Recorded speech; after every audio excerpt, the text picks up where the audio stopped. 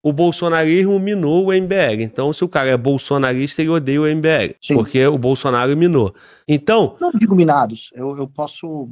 Isso, fala sobre isso também. Por que acontece? Cara, dividindo nas duas partes. Sobre o Bolsonaro minar, gente. De fato, o Bolsonaro teve muito sucesso, o bolsonarismo, em criar uma espécie de cordão sanitário contra não só o MBL, contra qualquer um na direita que não se ajoelhasse para ele. Eu vou aproveitar esse trecho para te fazer uma provocação que eu escutei na conversa com Abraham Weintraub. Ele falou, ele falou do MBL, eu disse para ele, meu convidado de semana que vem é o Renan.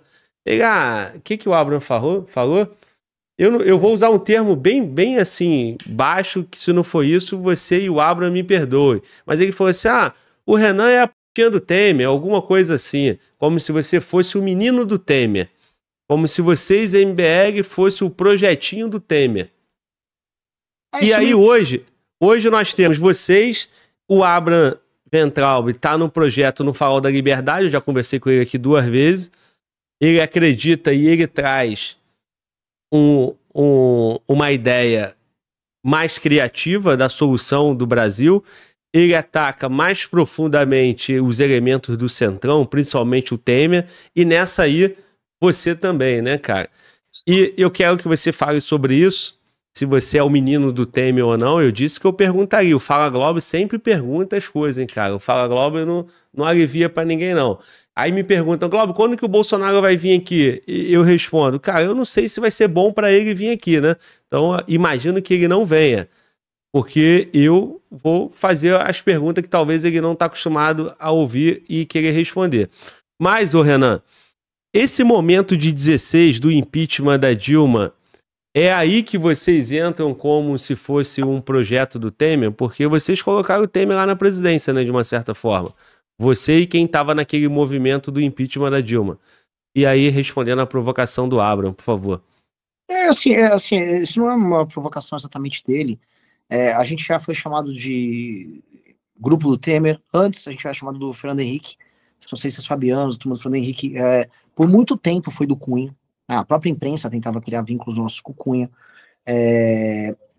Temer teve um pouco menos.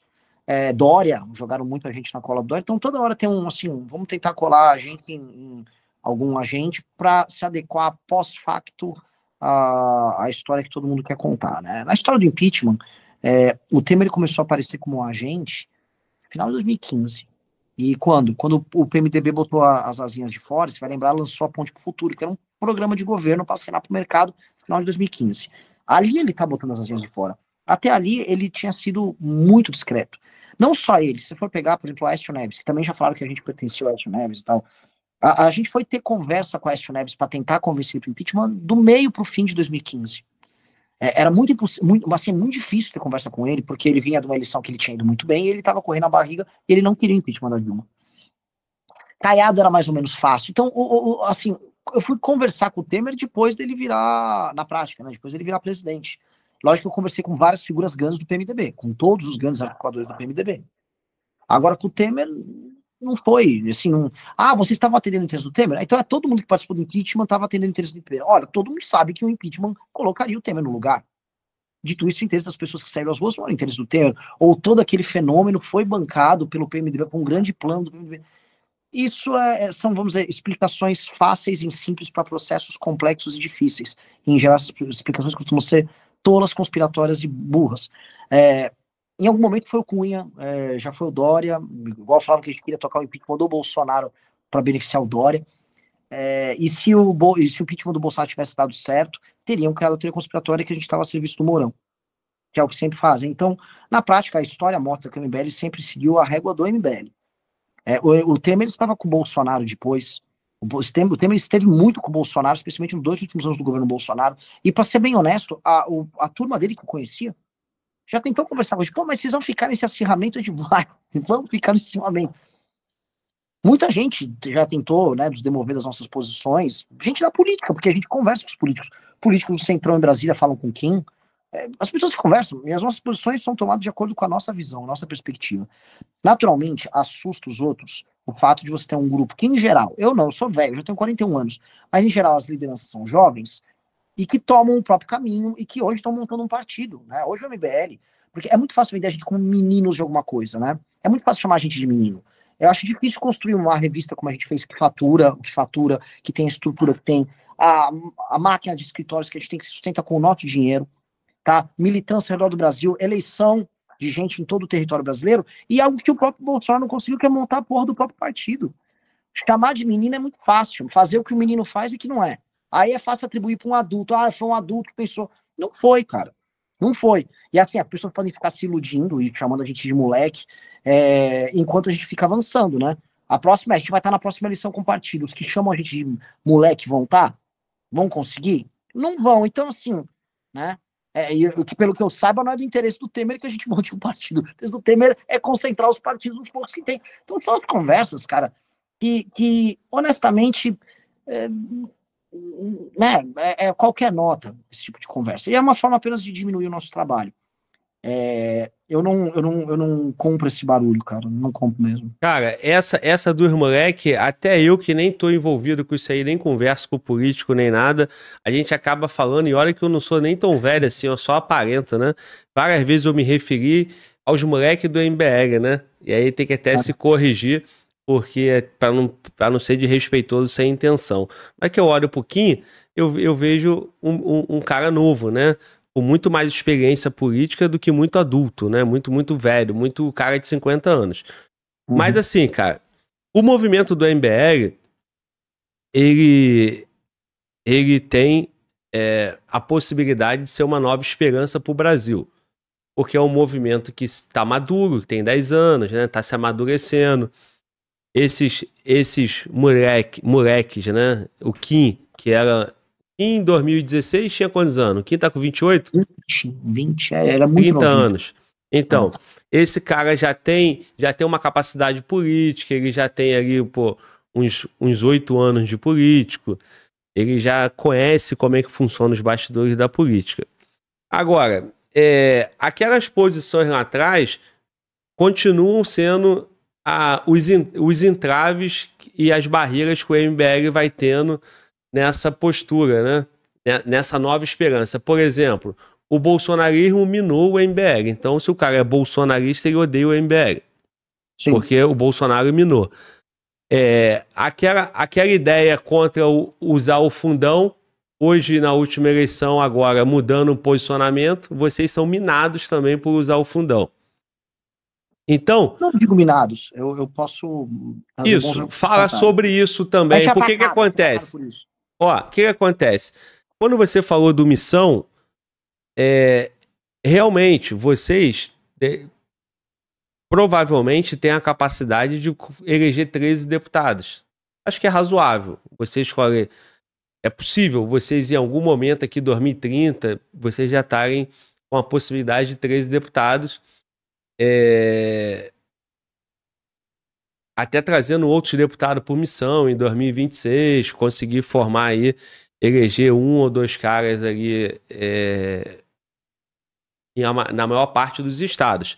E aí vocês vão ter uma participação relevante. Mas vão ter sobre o peso no ombro de vocês, dizendo, também, né, com dinheiro do fundão, fazendo jogo, igual o Centrão. E quem critica também usa o fundão, né? Que é a rapaziada ali da direita e do centrão, todo mundo usa o fundão. Mas foi a promessa de vocês, né? Assim como o Bolsonaro também não tem credibilidade quando ele dizia eu não vou fazer parte do toma lá da cá. Porra, eu sou o único cara que não sabe imitar o Bolsonaro. É uma merda, né? Como é que ele falava? Desculpa, né, pô? Então, fala aí, irmão, sobre isso tudo. Cara, dividindo nas duas partes. Sobre o Bolsonaro minar a gente. De fato, o Bolsonaro teve muito sucesso, o bolsonarismo, em criar uma espécie de cordão sanitário contra não só o MBL, contra qualquer um na direita que não se ajoelhasse para ele. E a regra do jogo é clara. Se você se submete, você tem acesso ao manancial de eleitores dele. A validação do Bolsonaro vale muito. Vale demais, vale dinheiro isso. Não é à toa que o PL dá vida para ter o Bolsonaro lá. Você pega o caso da Joyce, não quero fazer digressão longa, mas o Bolsonaro é como se fosse uma fazenda com, para não falar que gado, né, com muitos pés de café. Pronto, uma plantação que vai ter muito pé de café ali. Você pode até pegar e arrendar um pedaço daquela fazenda e ficar com o usufruto do que vai saindo do cafezal. Mas, no fundo, o dono da fazenda é o Bolsonaro.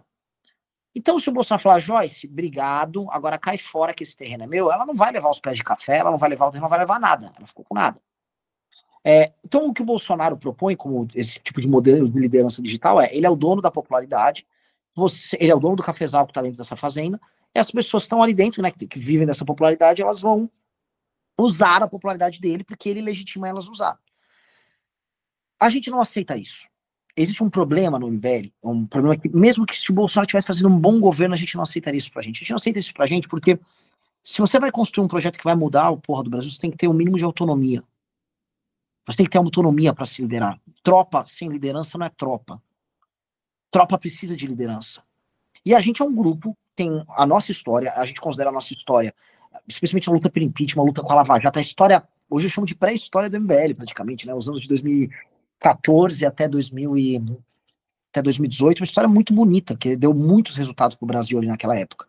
A gente foi fundamental no processo de impeachment da Dilma, mas também fazer a Lava Jato dar certo, prisão do Lula e tal. Comparar isso com o Bolsonaro dá dó. O Bolsonaro foi porra nenhuma naquele período, tava mamando naquele período. Mas as coisas são como elas são. As pessoas entenderam ele como liderança, e elas validaram, e elas aceitaram o argumento do Bolsonaro. Não confia nesses caras são esquerdistas, são os viados aí. Tira esses viados aqui. Beleza. O problema é que isso foi para um determinado Brasil. O Bolsonaro hoje não se comunica exatamente muito bem com a geração Z e com parte da geração millennial. A galera 35 para baixo, não. E essa galera entende cada vez mais a nossa mensagem, ela vive problemas diferentes da geração do Bolsonaro, ela tem uma imaginação diferente da geração do Bolsonaro, ela pensa em soluções diferentes do que o Bolsonaro, e ela está construindo com a gente. Eu estou montando um partido não com os seguidores do Bolsonaro, eu estou montando um partido com a geração Z e com a geração millennial. São pessoas que já têm um entendimento muito diferente, e as pesquisas mostram isso. O Kim estava em segundo para prefeito, quando você pegava público de 16 a 24 anos aqui em São Paulo. O Bolsonaro foi muito mal no público jovem, tanto que o próprio PT fez uma campanha para o jovem votar, tirar o título e votar, porque eles sabiam que a rejeição do Bolsonaro ia beneficiar eles. Então, a gente entende que ele fez esse processo de queimação, mas a gente está buscando construir o nosso próprio caminho. E o que a gente avisa para os bolsonaristas é, cara, dá licença, a gente vai montar nosso caminho, a gente vai existir e vocês vão ter que lidar com isso pro bem ou pro mal. Podemos trabalhar bem junto, como o Guto trabalha com o Tarcísio, trabalham bem, como o Guto trabalha bem com o Derrite, ou podemos brigar. E o lance seguinte, se for brigar, estamos aqui para brigar também. Não tem como dói aí. Quer brigar, brigamos. Agora, não vamos aceitar a sua liderança sobre nós. Nós não vamos, em nenhum momento. Cara, é o ditado velho, antes ser crista de galo do que rabo de cavalo. Eu não vou abaixar a cabeça para um cara que eu considero burro. Eu nunca vou abaixar a cabeça para o Eduardo. O Eduardo é burro, ele não leu, ele não imaginou, ele não construiu, ele não trabalhou, ele não se esforçou. Ele é um herdeiro, porra. Eu não vou trabalhar para herdeiro, mas nem que me paguem uma fortuna. Nunca. Não vou trabalhar para porra de herdeiro nenhum. Eu construí um grupo, mano, uma merda de um escritório minúsculo com o Kim, se fudendo, comendo o resto de pizza do começo do MBL. Não vou entregar essa porra desse trabalho, a porra da minha luta, pro bosta do herdeiro. Desculpa. Mas nem a pau. Eu não vou fazer isso. Eu não consigo aceitar isso. E dois, né? Você falou agora da questão do fundo. Só um parênteses aí, cara, antes de entrar no fundo. Na questão do partido, o Bolsonaro não teve essa capacidade sendo presidente ou ele não quis? Porque é tão difícil assim conseguir criar um partido. Porque assim, o bolsonarista, os caras que compraram essa ideia, que não gosta de você, que te odeia, eles vão assistir um partido na eleição e você vai ser o dono de um partido, o líder de um partido, né? Você vai fazer as vezes do Kassab, do Valdemar da Costa Neto. Você vai ser o líder do partido, suponho. Então, eles vão assistir isso e o Bolsonaro comendo sempre na mão do dono do partido. O Bolsonaro vai ser o bom garoto propaganda, ele vai ganhar voto, ele vai conseguir fazer tudo. Ele vai ser o promoter da festa, mas jamais o dono. Sim, exatamente. Ele não é o bonzão. Mas ele não quis, cara. Ele não quis, ele não foi capaz, não é possível. Que conheço, eu fiz a engenharia reversa, eu peguei, tem uma equipe que trabalha comigo, uns moleques brilhantes, um cara que podia estar trabalhando no Vale do Silício, o cara que montou para admissão podia estar na Califórnia agora, gente brilhante. A gente fez engenharia reversa do que funcionou e do que não funcionou para montar em partido. A UP, que é um bando de comunista desgraçado, criminoso, que usou o movimento de moradia, usou grana, que não sei da onde, para pegar a turma do movimento de moradia e botar a meta deles para coleta de assinatura e se aproveitar de um gap que teve ali pré-pandemia e pós-pandemia, a UP conseguiu. O que eles fizeram? Vamos estudar. Estudamos. Engenharia reversa do Partido Novo. O que eles fizeram? Engenharia reversa do UP, do Aliança pelo Brasil. Posso lhe garantir, tentou, muita grana foi colocada ali. Não terminaria. Eles tinham, na maior parte das zonas eleitorais, mais de 80% de perda de ficha. Mais de 80%. Uma cagada. O meio, assim, eles não estudaram como é que eles foram montar o partido. O meio, a forma de trabalho estava, em essência, errada. E ainda logo no começo do processo, eles começaram a ter problemas de validação de ficha, eles me viram e começam a falar que os cartórios estavam roubando a mando do Xandão, que o TSE estava sabotando. Mandaram as pessoas que coletavam as assinaturas aí em cartório reconhecer firma da própria assinatura antes de mandar para o cartório. Gente, o cara tá achando o quê? Que existe um esquema em massa de ausência de fé pública por parte dos cartórios no Brasil para negar de propósito as fichas do cara. Era uma loucura. Tava tudo absolutamente errado. Fora as fraudes, porque eu sei quem estava tocando o Aliança pelo Brasil, e teve gente que ganhou muito dinheiro oferecendo soluções fáceis e enganou os caras. Muitas, olha, vou te falar, milhares e milhares de fichas foram coletadas de gente filiadas a partido político, em geral ao mesmo partido político. Se eles estavam filiados todos ao mesmo partido político que foram coletadas, provavelmente um membro desse partido político foi contratado ali oferecendo uma solução e não entregou a solução. Então muita cagada foi feita. Por que ele parou e mudou? Porque no meio do caminho, pela taxa de coleta de assinatura e a taxa de perda, eles viram, não vai dar bom, melhor fechar um bom acordo, que é o que eles fecharam no PL, um bom acordo. Agora tentou, entrou grana, contaram com gente grande de partidos pré-existentes, sim, esses caras participaram, e no meio do caminho abortaram porque não ia cumprir. Essa é a real. Eles tentaram e não conseguiram. E por quê? E essa é a história da nossa vida sobre a nossa relação com o Bolsonaro. O Bolsonaro é ultra popular, mas não tem inteligência. A gente não é ultra popular, mas a gente tem inteligência. Então a gente entrega mais. Pode falar, eu amo o Nicolas. Beleza, quantos projetos e relatórios o Nicolas aprovou? Vídeo ele fez um monte, é muito popular, é um presidencial lá pra frente. Agora entrega na prática. Não tem.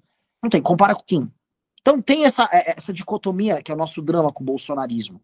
Mas eu penso o seguinte, cara, se você estruturar e montar teu exército, ou seja, nós vamos ter um quartel, temos as armas, estamos treinando os soldados, todo mundo sabe, uma tropa bem treinada menor é melhor do que uma tropa desorganizada e grande. Bem treinada, bem alimentada, com boa liderança, com boas armas, com um pequeno batalhão derrota o exército inteiro. A história dos 300 de Esparta é essa, mas qualquer invasão que uma tropa de elite faça numa favela com os caras lá cheios de metralhadora na mão, todo mundo sabe o que acontece. É isso, cara. A minoria organizada, intransigente, vence a maioria burra. O bolsonarismo é uma maioria burra. Essa é a real. Agora, Renan, tu citou geração Z e milênio. Aí você tem do lado ali bolsonarista o Nicolas, mas ele não tem autonomia, ele não tem liberdade, né? O Nicolas, com todo o potencial que tem, ele precisa do ok do Bolsonaro. Ele não vai caminhar sozinho. Na esquerda você tem o João Campos. Então, pegando essas três lideranças aí, vocês, Nicolas e João Campos, aí você tem a Tabata ali, né? A Tabata ainda tem um romance com o João Campos? São um casal ainda?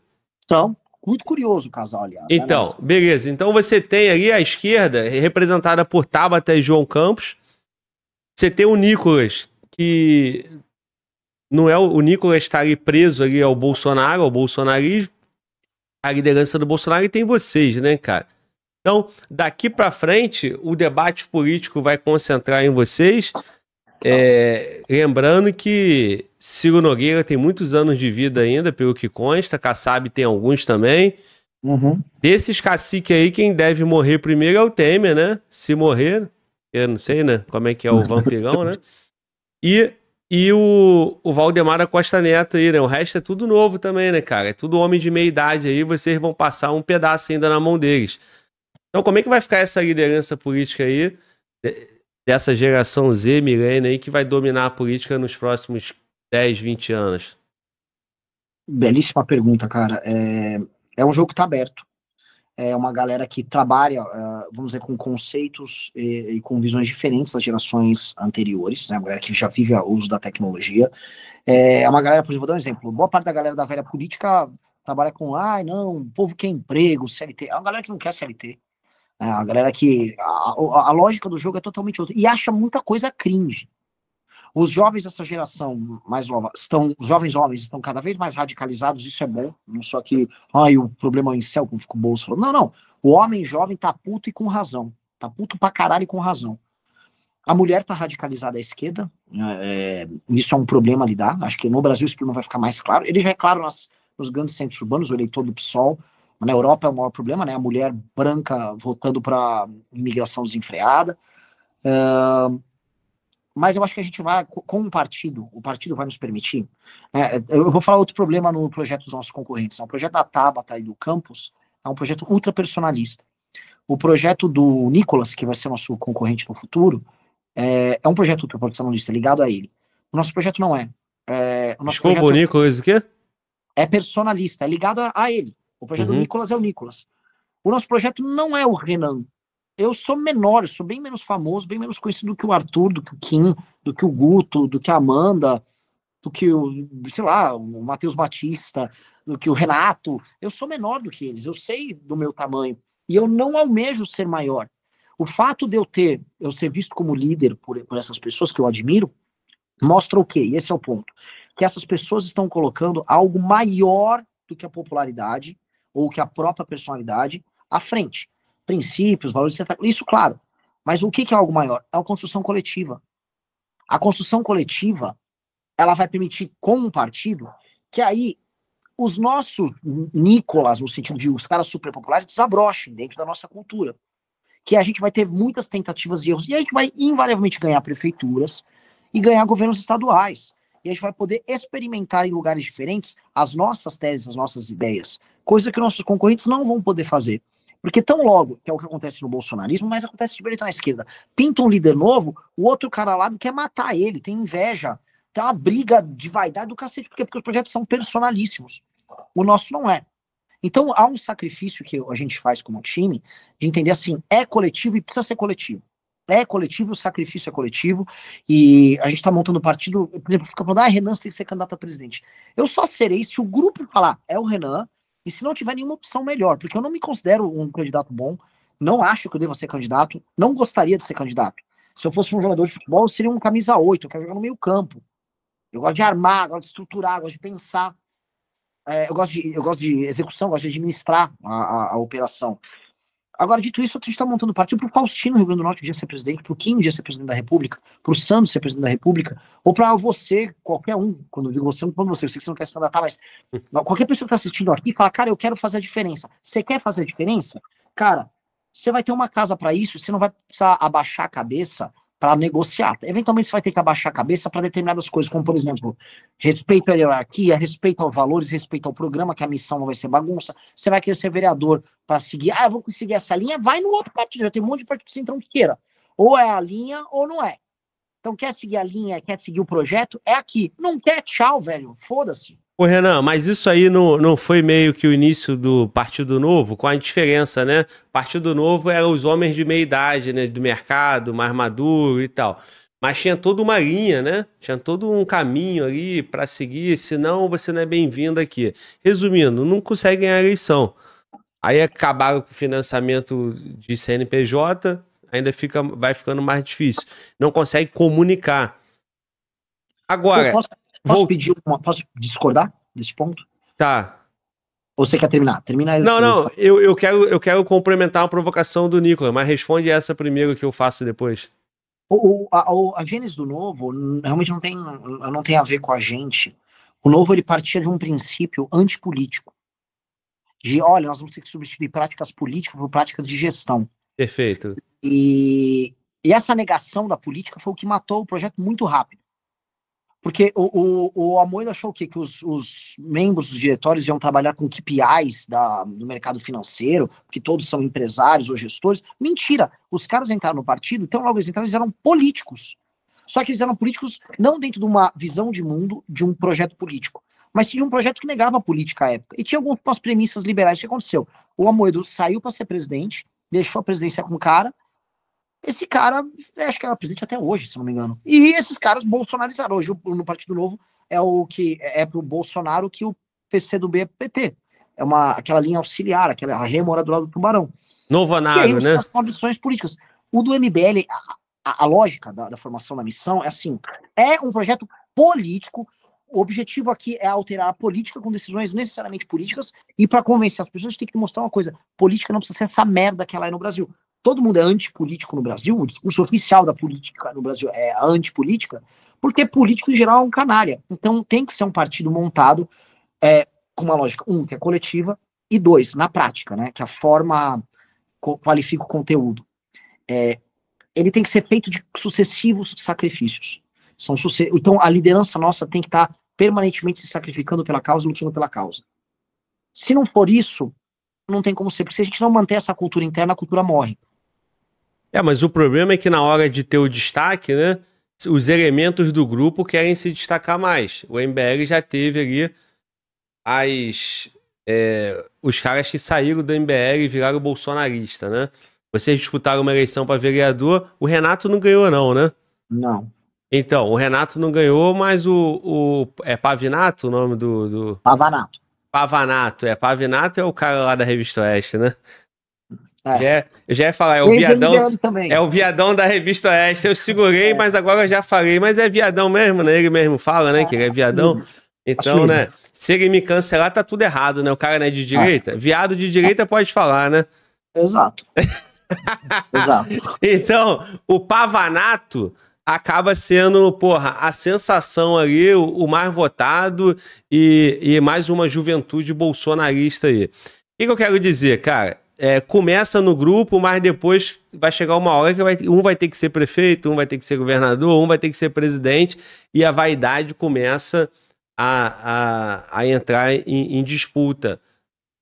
De uma certa forma aconteceu isso um pouco no Novo, na hora de dar o rumo. O Novo nunca teve destaque, né? Mas aconteceu com vocês, né? O Rubinho Nunes não era daí também, foi ser eleito depois lá, abraçando o Marçal. Sim. Mas quem? O Pavanato e por aí vai, né? Cara, é um mundaréu. E é verdade isso, porque o critério que eles tinham era, no fundo, o MBL foi um degrau agora, eu me inseri na direita, agora para eu crescer na direita eu tenho que virar bolsonarista. E é o critério. O critério que eles têm é isso. E, inclusive, virar bolsonarista xingando o MBL, que é de uma grande deslealdade. A gente errou muito ao longo da história isso. Isso se alterou por várias medidas que a gente tomou. Por exemplo, a gente tem uma coisa que nenhum outro grupo político tem, pelo menos na direita não tem, que é uma academia de formação. Então, a Academia MBL é uma academia de formação e você só vai ser um candidato nosso ou trabalhar num gabinete, num mandatário nosso, ou vir, inclusive, trabalhar no escritório aqui, sendo formado na nossa própria academia de formação. Tem que ter academia de formação para entender os valores. Isso diminuiu a nossa taxa de deslealdade, assim, sei lá, 80%, mas ainda tem. Aí teve um caso recente, que é um caso único. Eu queria ver se existe outro caso na política brasileira. A gente elegeu um vereador por Curitiba, o João Bétega. Mesma lógica, quis, vou crescer, vou bolsonarizar. Começou e ele nem se preocupava em fazer mandato. Ele só queria gravar videozinho xingando, denunciando a hipocrisia da esquerda. Cara, houve uma rebelião do núcleo do Paraná contra ele, e os membros do gabinete dele pediram demissão do mandato dele. Eles expulsaram ele do MBL, ou seja, os funcionários do gabinete expulsaram o cara do MBL e pediram demissão. Hoje, em sã consciência, alguém largar um salário de 7 pau, 8 pau, na crise que tá em Curitiba, né, que os custos de vida são menores, simplesmente por firmeza de valor, isso é raríssimo, eu não conheço. A política inteira não entendeu. O que é? É os caras já dando um exemplo, olha só, o critério nosso é outro. Estamos expulsando esse cara por falta de desempenho, tal, prevaricação, ele prevaricou também, tal, e vamos ficar com o grupo e não com o cara. Então, é um processo de criação de cultura. Naturalmente vai ter um degrau. Qual o degrau que vai aumentar o nosso poder diante desses caras? O partido. O partido. Sim. Aí não é mais brincadeira, né? Ganhei aqui, adeus MBL, igual vários fizeram. Sim. A coisa muda de figura. Pô, irmão, então, um gancho vai puxando o outro. Cara, o Nicolas tinha a direita Minas, não era isso? Fazia parte do movimento? Era um grupo que chamava Direita Minas. Vários desses movimentos, eles abandonaram os movimentos para ser membro bolsonarista. Fez muito mais sentido no curto prazo. Uhum. Mas pro Brasil isso é péssimo. Porque hoje você não tem novos movimentos. O Brasil podia estar experimentando o partido do Renan, do Kim, do Arthur e do MBL. Podia estar tendo o partido do Nicolas junto com o movimento Direita Minas e por aí vai. E não tem partido. Não tem partido. Aí o que acontece? Um tem que comer na mão do PP, o outro na mão do PL, o outro continuar eternamente dentro da analogia que tu usou da fazenda, dentro da fazenda do arrendada, né? Pelo Bolsonaro, mas a fazenda é do Valdemar, né? Exato. Hoje o Valdemar comprou a propriedade da fazenda do Bolsonaro. Pois é, cara, mas assim, não deveria, a gente poderia estar tendo, dentro do campo da direita, opções de partido, pô. Opções de partido. E lideranças novas, diferentes, né, cara? E não só vocês. Porque só vocês...